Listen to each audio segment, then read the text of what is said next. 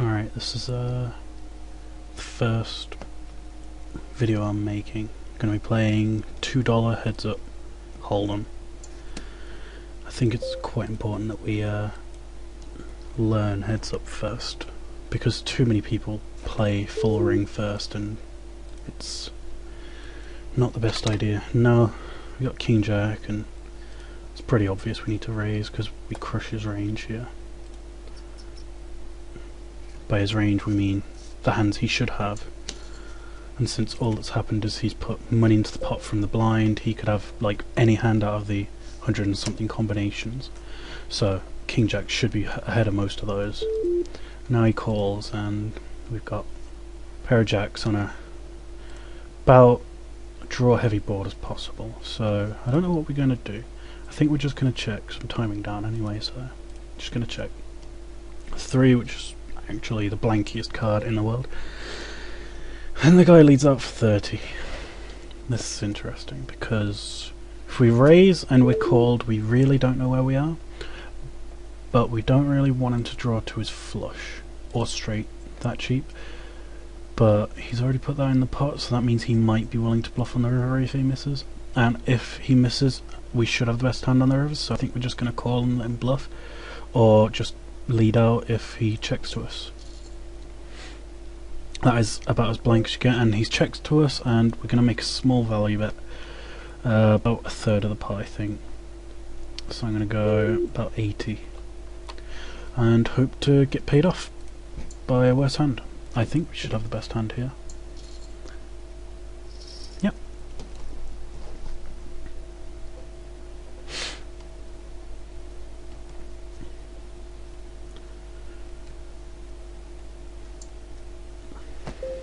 Alright, 5-7 in the big blind. He's just called. I don't really feel that doing anything but checking here is profitable, so I'm just going to check because, yeah. And it comes pretty blank. I'm just going to check to him and, well, see what it does. I'm not just going to say I'm going to fold straight up because I could see him as weak at some point. I don't know.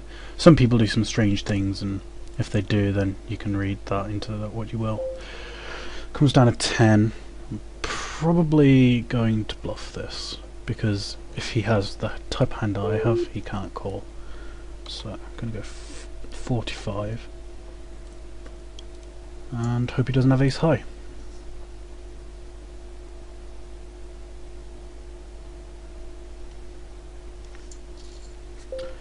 Okay, now comes a deuce of diamonds.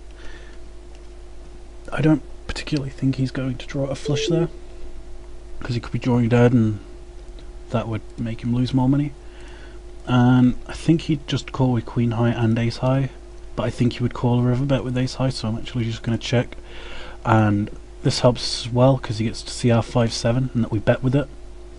Okay, yeah, jack high, which is pretty much around about what we put him on. We could have bluffed him, but seeing as though he called the turn, he probably gonna call the river because a total blank came on. We have 6 king. We're beating his range. We should be beating his range anyway. I'm not exactly sure about the maths, but I'm gonna raise to 95. That's just over 2 times the big blind, and I don't like 3 times. A lot of people really like it, but in turbo formats and just when you're so shallow and your head's up and you just want to play lots of pots against person, you just want to keep the pot as small as you can pre and maybe bloat it on the flop and whatever. Alright, it's came king 8 queen, and we've got a pair of kings, and there's lots of draws out there, so we want to make him pay to draw, and we want to make him pay if he's got a pair. And we win, which is always good.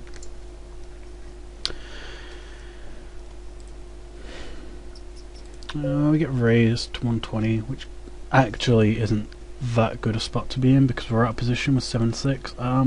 I think I'm going to fold this, even though it's not that much and it's a pretty decent hand to have. I almost went all in.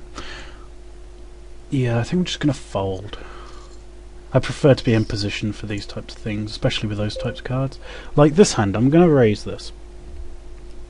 It's pretty much the same kind of hand we had last time. It's one card less and we got flush possibilities. But we have position this time, which is really important in heads up more than any other game. So I'm just going to raise to 95. Probably going to like have him having a go at me in a second for taking too long, but I really need to explain everything as I go. And we get a walk, which is always nice in heads up.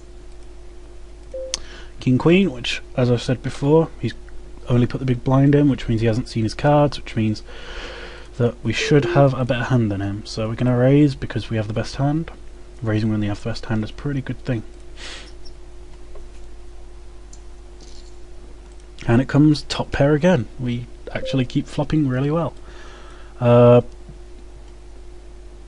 probably want to go half pot because there's a lot of hands here, like your Jack Kings, which would have called, and lots of other hands which would have just called that have a good draw, and I want to make pay to see the turn. I don't want to give him free cards.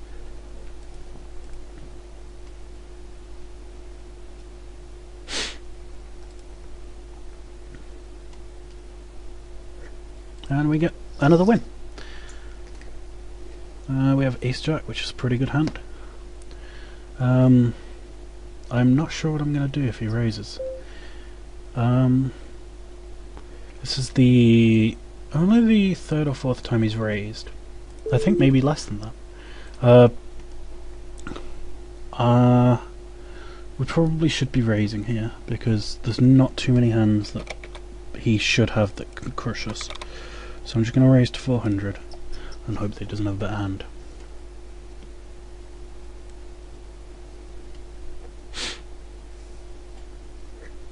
Okay, and he folds, which is pretty good. I could have just called in the last hand and let cards come off, but I'm out of position, and if an ace or a jack doesn't come, I'm in a pretty bad spot. So if I raise there, then I either get him to go all in. I don't think many people call that. I'm going to fold this because I'm trying to explain stuff, and I don't really want to play stuff like that. But yeah, it's not as standard as you might think, but I prefer it there. Sometimes you will just call, but we're not that deep because this is turbo, which makes things a little more difficult pre-flop, a little easier post-flop because there isn't too many streets to go. Okay, it's just limped in. I'm probably just going to check here because there's no real reason for raising. If we raise and he calls, then we've got a bloated pot of about 300, and if we miss, we've got to lead out into it and hope to God that he doesn't call. And if he does call, then we've pretty much only got one more bet, and if we do that, we're just bluffing all in, which we could have just avoided if we just checked. So I think we're just going to check, and we've got a pretty weak board, but he shouldn't really have that much of that. Maybe he's got a random king 5 or something, but we're just going to check, hope he checks back and get a free card.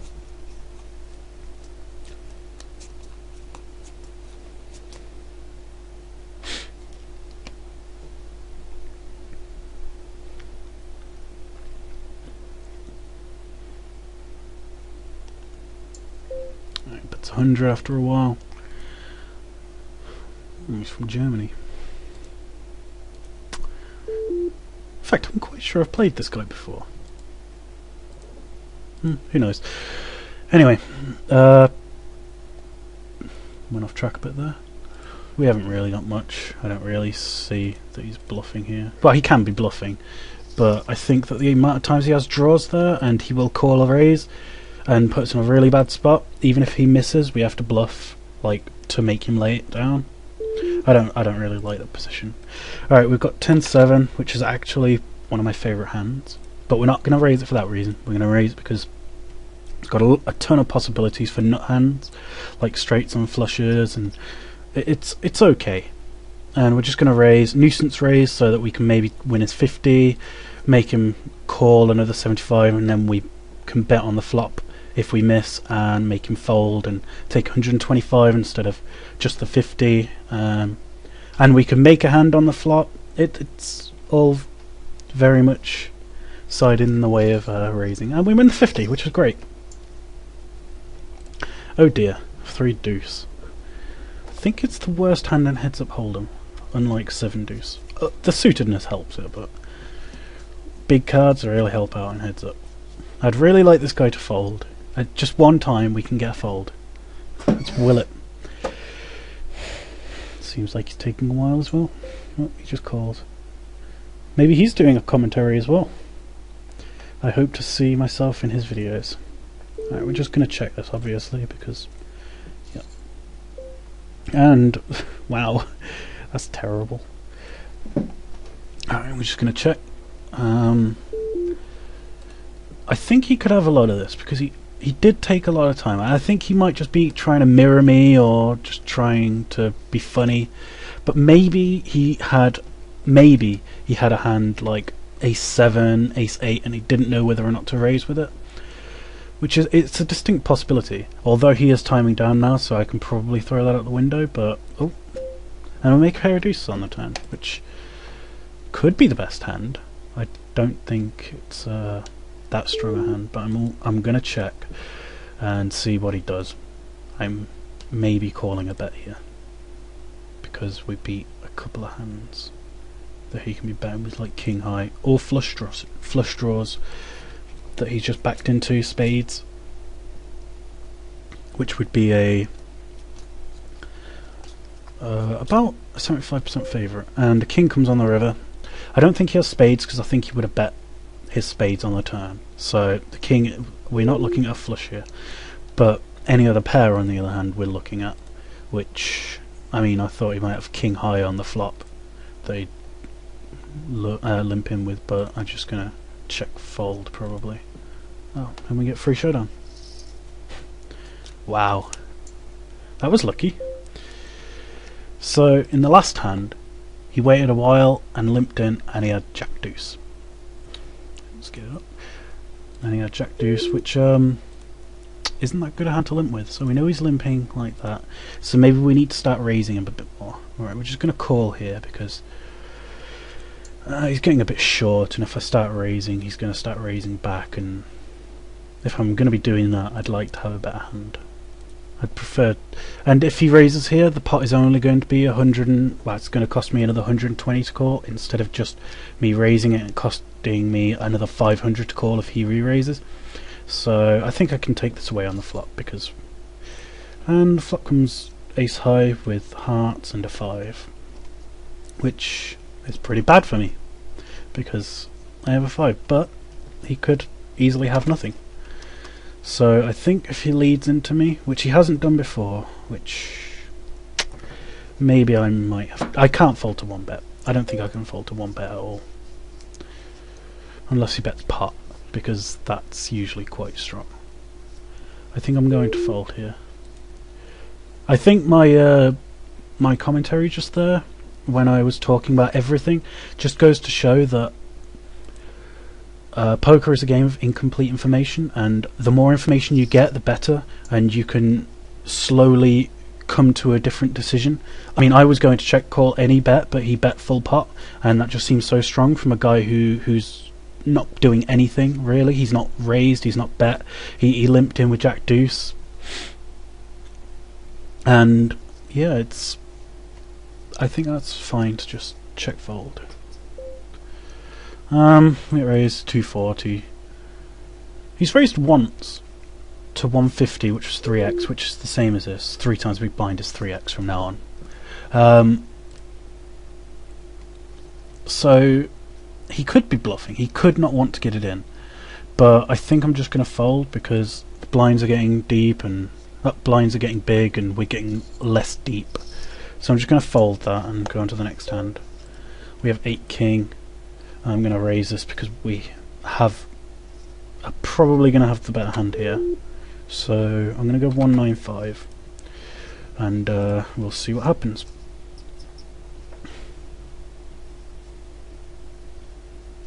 Hope that you, well, anything but all in is fine. I don't mind a call because I can take it away from him on the flop, maybe make the best hand or whatever, but all in wouldn't be very nice for me.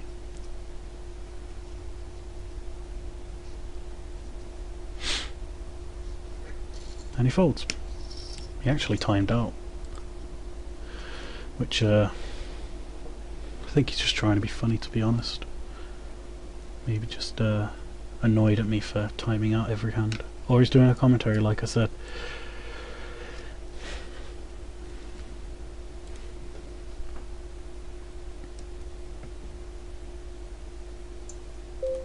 Just limps. He limped before with Jack Deuce, and I'm actually going to raise him now to 3 times the big blind. It looks so strong that I haven't done anything out of position. In fact, I haven't done much raising, so I'm just going to raise him and hope I can take this.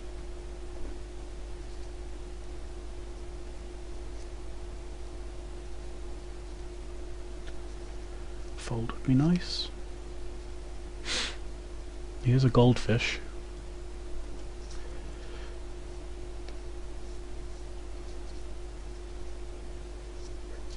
Excellent. We have Queen 9. At this point we're both like 10 big blinds deep, so I'm actually leaning towards just min raising, or maybe limping at some points, just to see if I can induce shoves. And if I can do that, then things will be a lot easier. Just raise to 200.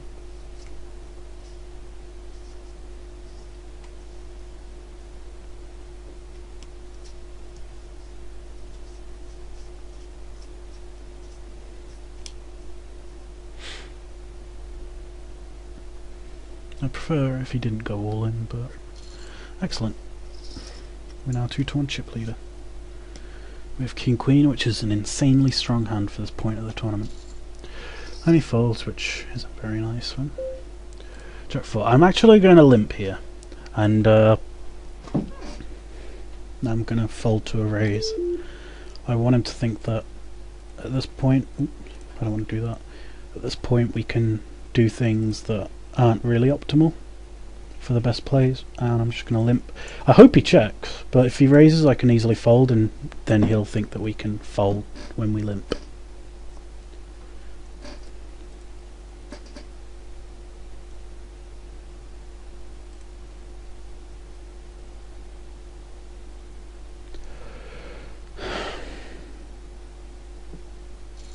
Okay, oh, we get a flush draw, which is better than we expected. The board is kind of scary usually, but since he just checked, I don't see him having King Queen ever, so we're not drawing dead at this point. But 2 queens on the board is sort of scary because they're easily in his range, and I'm gonna bet this because we have 2 wins. We have our clubs and we have our bluffs. So I'm gonna go 125, and I'm gonna bet this in 2, 1, bet.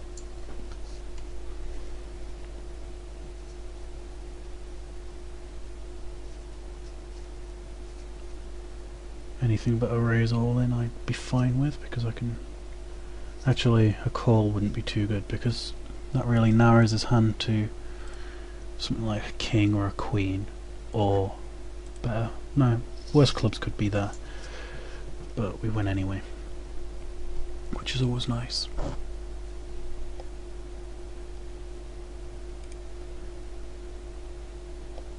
Inner 72. Wonder what that means. Wonder if that's a name or a nickname or an actual word in German. I don't know. It's always nice to have a little bit of information on your opponents. He just calls. I think I have the best hand here. I don't think he's limping in at this point with worse hands than mine. Maybe a small ace, maybe a bit of a bigger king, maybe up to king 9, but I think I've got a raise here because I have the best hand and I want to get as much money in as possible.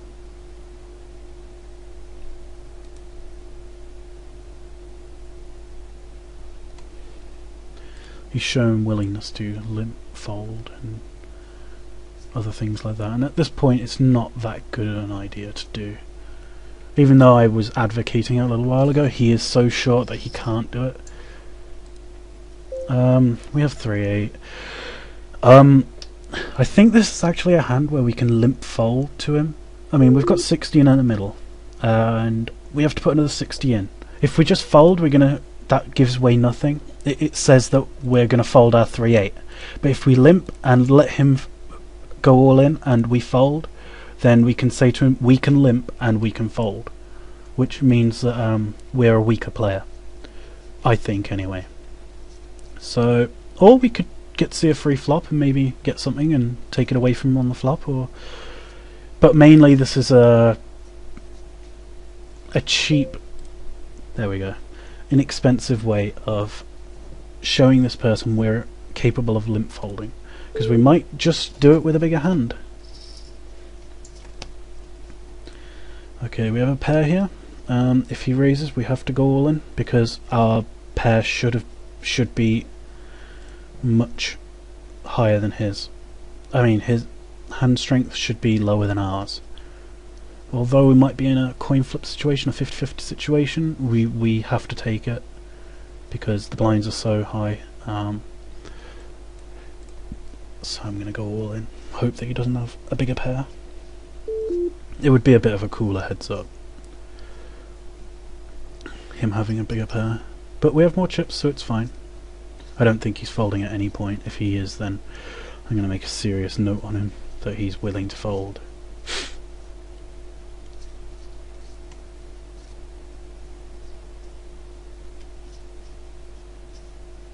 It would be nice if he folded. Make it a lot easier to win. And he has ace jack and we're coin flipping. It's a good flop. It's a good turn. It's a good river. We win. Well done me. It's the end of this. I hope that it was enjoyable and such, and see you next time.